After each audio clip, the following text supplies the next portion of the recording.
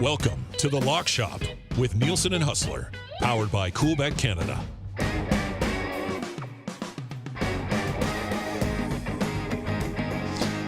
Happy Thanksgiving Monday, everybody. How are you? Nielsen and Huss back with you once again. Another episode of The Lock Shop coming at you red hot on this holiday Monday because we got a football game tonight. So we're going to get into that. It's your Monday Night Football betting preview. And as always, The Lock Shop brought to you by our wonderful partners at Coolbet. If you're not yet signed up for an account, do so today. Just enter the code LOCKSHOP on all of your, when you sign up. And you get a 100% deposit bonus up to $200. You ride with the Lock Shop for a week. That $200 can be $1,000 pretty darn quick. Huss, what's up, buddy? How are you? Well, I'm on top of the world, Dustin, to be quite frank. I had the What a most day. awesome weekend. And now I wake up today coming off maybe my best day ever in the history of the Lock Shop. And then realize that it's game day and the Chiefs are playing on Monday Night Football. So It doesn't get any better for you, buddy. Making the most of this 3-dayer. But man, what a day yesterday. And I know we're going to get into the picks and what happened, but I just need to quickly give a shout out to my guy, Tom Kim, who, and I said in these tournaments right now, we don't spend a lot of time like really breaking them down. We certainly don't do a big card, but when I saw Tom Kim at 25-1, just knowing how well he's been playing lately, I mean, it was a must bet. And I did not watch a single hole of the tournament until I turned on 18, and I knew that he and Cantlay were tied at 24. And I look over, and Cantlay is taking a drop, and I look, and it's his 6th shot. And they basically go, and Tom Kim will win his second tour event. I'm like, what? Yeah, Cantlay hit 3 off the tee, put it into a native area, did a terrible shot trying to get it through a bush. Didn't happen, then hit it into the water. Took a triple. So huge collapse. I mean, zero stress. I wasn't worrying about it. I was focused in on the football and then got to see our guy, Tom Kim, number 1 in the Lock Shop Power Poll, co-number 1 with Tony Finau. Both have had 2 wins, really, like in the last 10 weeks or so for us all. So yeah, exactly. Sounds like Cantlay might have had money on Tom Kim at 25-1. Tell you what, it was bizarre. But much like Tom Kim has never won a PGA Tour event without me backing him, my guy Damian Pierce has never scored an NFL touchdown without getting the love from the Lock Shop as well. 3 weeks in a row.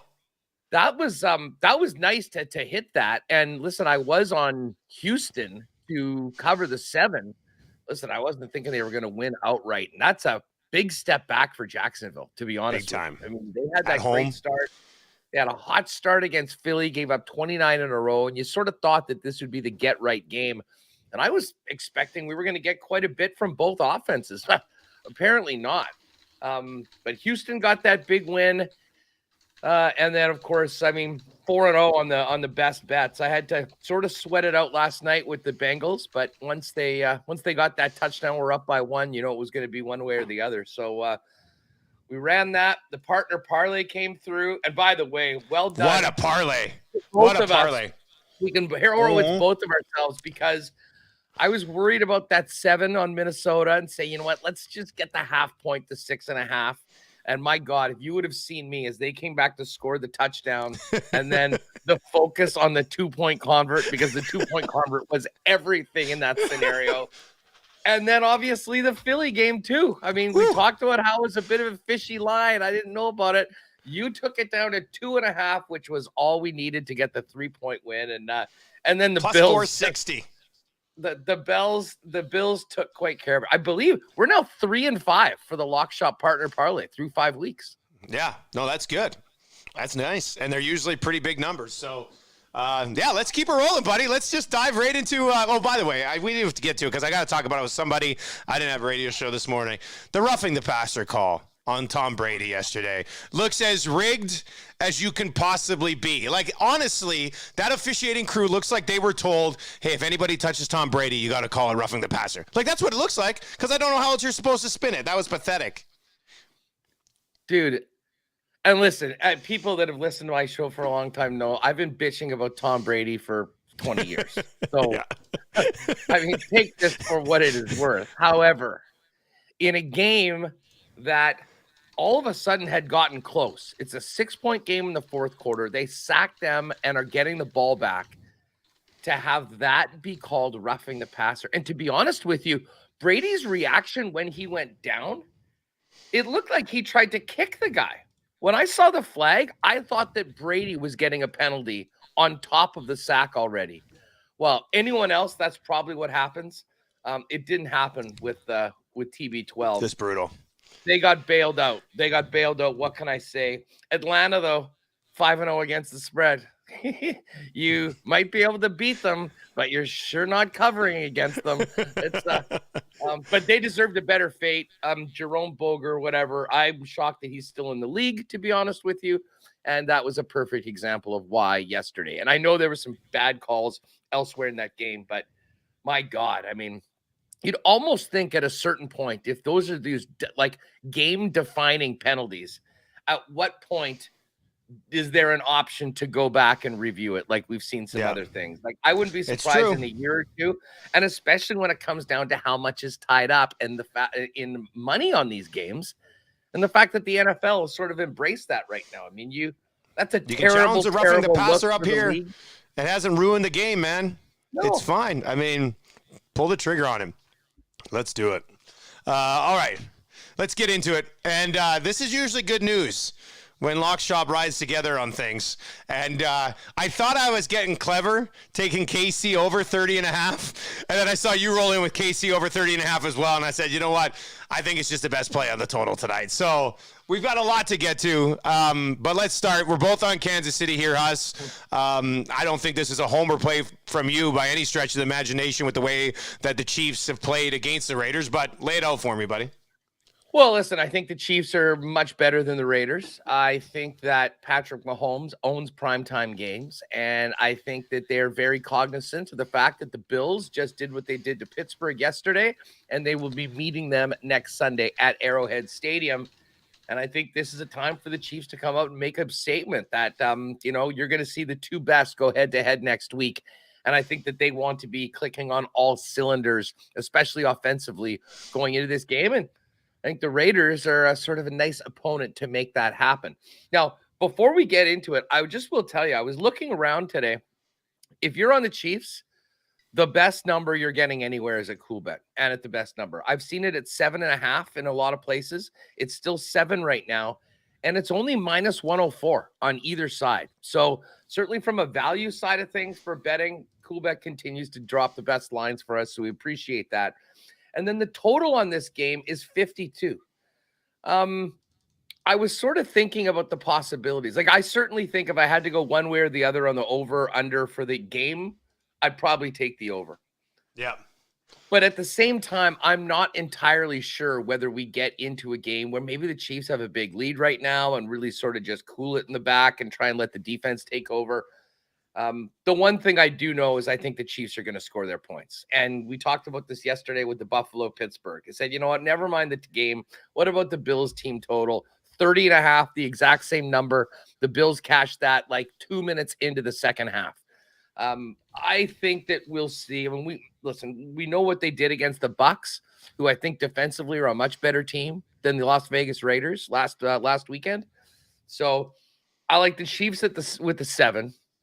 And as opposed to taking the over, I like leaning over. And by the way, it's only minus 105 on the over. Which is nice. That's good value there on the over. Yeah. So, listen, they're going to be scoring touchdowns. They're going to be getting their points. The Raiders still do make me a little bit nervous because I do remember one of Mahomes' only couple losses ever in the division was actually a home loss to the Raiders. It was a 38-31 game a couple years ago. And because he's only ever lost 3 games within the division, right? Isn't he something like 25-3 or something like that? Like it's and never lost on the road. Yeah. Just even which is more insane. Which even more ridiculous. Yeah. But listen, I think the Raiders, obviously, they got their win last week getting off the Schneid, but they're moving up a couple weight classes going from Denver to take on the brutal Broncos to what the Chiefs are going to be rolling out. And, they can't be looking ahead past this game to the Bills. They're going to need to be ready. I think they will be. So I do like the Chiefs. I like the Chiefs over on their team total. And I'm going to go back to a bet that was quite good for us in the first couple of weeks of the season, is the Mahomes over 2.5 passing touchdowns. And I guess I'll tie this in with the Marquez Scantling TD. You saw in the last game Mahomes trying to go to MVS to get him in there. I mean, we've seen a lot of Clyde Edwards-Helaire so far. We're obviously seeing a ton of Travis Kelce.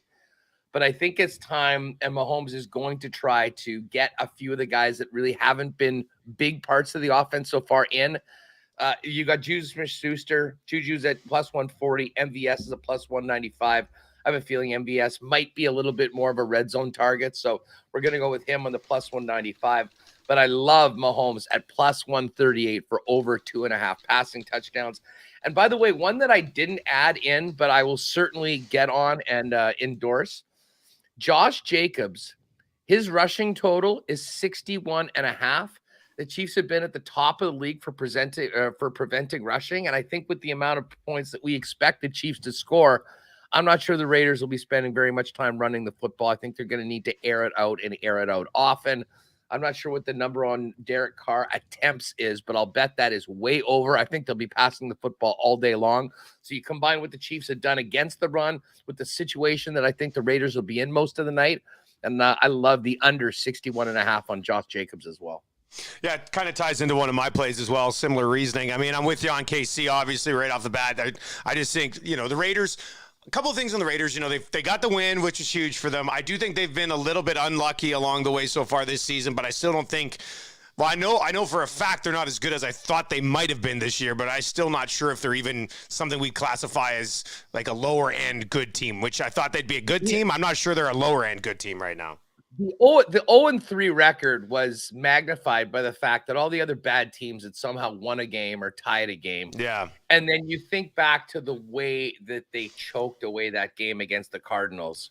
I mean, that was essentially, they were 1-1 in their heads. They'd already moved on. And then somehow Kyler Murray pulls out the Mike Vick Madden moves. And the next thing, they lose that game. So, yeah, you're right. Had they had a great start? No. Were they as bad as 0-3, a lone winless team? Definitely not. And I think they showed that against Denver, who's in a whole nother. I also don't like Denver, really. So, yeah, well, that's tough for you because we're going to be getting Denver in prime time again next week. This time against the Chargers, who, by the way, just dodged another bullet. The Cleveland Browns could be 5-0 right now. The Cleveland Browns should be 5-0 right now. They should have won that game. They should have won last week against Atlanta when Mariota only completed 7 passes. And they sure as hell should have won that game against the Jets, where if Nick Chubb just goes down, they win. Like this team, 2-3, they have been in every game, and you can make an argument that they probably should have won all 5. Anyways, we digress. Back to the Chiefs. Well, one thing over for the Chiefs over 30. Patrick Mahomes, I think it was Schefter that put this out there. Patrick Mahomes in his 8 games against the Raiders, they've averaged 37.4 points per game. So I think that 30.5 is rather comfortable in that situation, especially with what Huss talked about, wanting to hit your stride going into a huge game next week. I'm on Davante Adams over 75.5 for the same reason that you would be under on Josh Jacobs. I would be shocked if the Raiders aren't playing catch-up for a good chunk of this game. And when they're playing catch-up, they're going to be going to Adams. And there probably could end up being half a quarter at the end of this game where the Chiefs are just sitting around and prevent because they're up by a bunch, and that's just going to be a bunch of yards for Davante Adams as well. So I'm on Adams over 75.5 at minus 123. My next pick is very chalky, so I threw in an extra one just in case, but I'm on Travis Kelce for a touchdown tonight, minus 143. Let's actually discuss Kelce for a second because I want to be on Kelce in this game, Huss, and his receptions are at 6.5. You can get the touchdown at minus 143, and his total yards, I think, is 72. Let me double check on that number. But what would be your Kelce play tonight, Huss? Oh, well, it's an interesting one. I mean, let me get you his yards. His yards is, I think it's 72. Yeah, it's 72.5. That's what I thought, yeah. Listen, I'd probably go over on the yards. The number of catches will be interesting. I mean, we'll kind of see how much Mahomes, because I think what he'd really like to do is not lean on Kelsey nonstop all game and get some of these other guys into He's it. He's had 8 catches in 3 of his last 4 against the Raiders. So I thought about the 6.5, but, if they do get the game under control, you're right. They might not have to rely heavily on Kelsey, right? So well, and listen, he's getting so many looks. It's not like they need to get him the ball. They sort of do that, when he's the most reliable and the most consistent target for Patrick Mahomes. And I know he's a tight end, but he's essentially at the top of the entire pass catchers list in the National Football League. We're going to see tons of Kelsey next week. I think it'll really depend on if the Raiders play well and keep this game tight. And, we're talking about a 1-score game into the second half. Well, I think all of a sudden we're going to see a lot more Kelsey than we might. I think Andy Reid would love to have it a lighter night for Kelsey going into Buffalo next week and get some of these other guys going. But listen, bottom line is he's the most reliable guy on the club. Certainly when we're when the team's in and around the red zone, he's looking for ways to get Kelsey the football. That's one thing that is not going to change right now. It's just that, he's been so prolific in getting into the end zone, a minus 143 number for a guy to score a touchdown in that game. It's sometimes a little tough, but there's a reason for it right now. But yeah, I mean,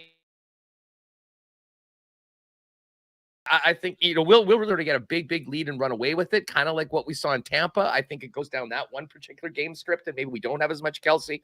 If the Raiders are doing well offensively and matching the Chiefs' points, then all of a sudden we could be talking about a huge game for Travis Kelce. Yeah, and the other play that I'll throw in there, just because the Kelsey one's a little chalky, I'm going to take long field goal in this game under 47.5.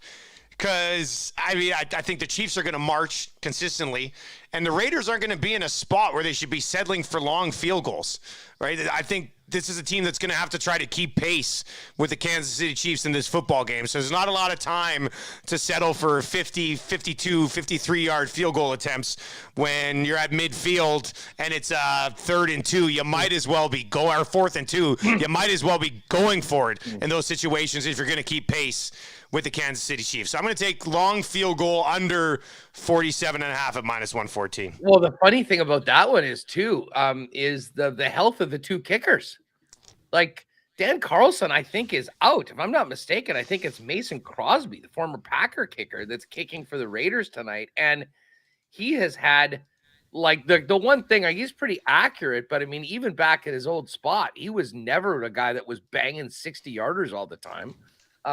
And then Butker's been hurt for the last few weeks. Now, I think he's going to play, but I'm not sure Andy's bringing him out to be smashing 63-yarders tonight. If anything, they'll try to maintain the field position and try and, maybe pin the Raiders back and take a little bit more. So that was I always love the field goal props. Usually I guaranteed we'll have some field goal props on Thursday when it's the Commanders and the Bears. But I don't mind this one tonight. And the bottom line is that the Raiders want to win this football game. They're not going to want to be settling for field goals. Although at some point when you're so far away, if you have confidence in your kicker, maybe you do go for that 50-yarder. But to be honest, I think teams would be moving the football, and I think we'll have a lot more. If they're taking opportunities, it's probably 4th and long where they had to back up as opposed to trying to chip away and give them a better chance to keep those things going and put in 7 as opposed to 3. All right, so there you go. We got some player props for you, and then we're riding together. KC -7 and KC over 30.5 points. Monday Night Football tonight. Also tonight, coming your way, we will have our NHL Futures episode of the Lock Shop. We've got, I think we're planning for about a dozen player props we think you should get on. Watch for that to stream tonight. Might even try to bang that out around halftime of the football game, but we'll see. So watch for that tonight. And, of course, that'll be popping up in your podcast feeds later on today as well as we get you ready. NHL regular season, I guess, kind of already underway, but for the most part, just around the corner, Huss. And, I spent a good amount of time last night diving through NHL player props, and there are 5 or 6 that I really like. And there's about half of those I'm already on. I've got them already locked in. So looking forward to doing that a little bit later on today. Yeah, no doubt. I'm fired up for it as well. I don't know. I think I'm screwing something up. I don't know what I was talking about with Mason Crosby. I was going through fantasy and I saw him listed as a Raider, and I'm going, what the hell's going on here? Maybe No, it's Carlson is. I think Carlson's playing because I got him in fantasy, and just a sec, I've got him in multiple fantasy leagues, and I'm pretty sure. Let me just see here. Hang on. Well, let's just look it up.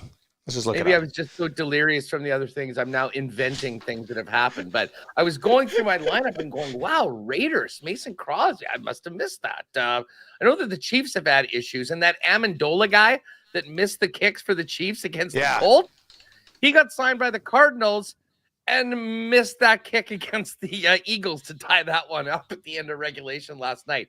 2-game losing missed kicks in the last 3 weeks for a guy that'll be on another team very soon. Yeah, Carlson looks good to go, so he'll be in there.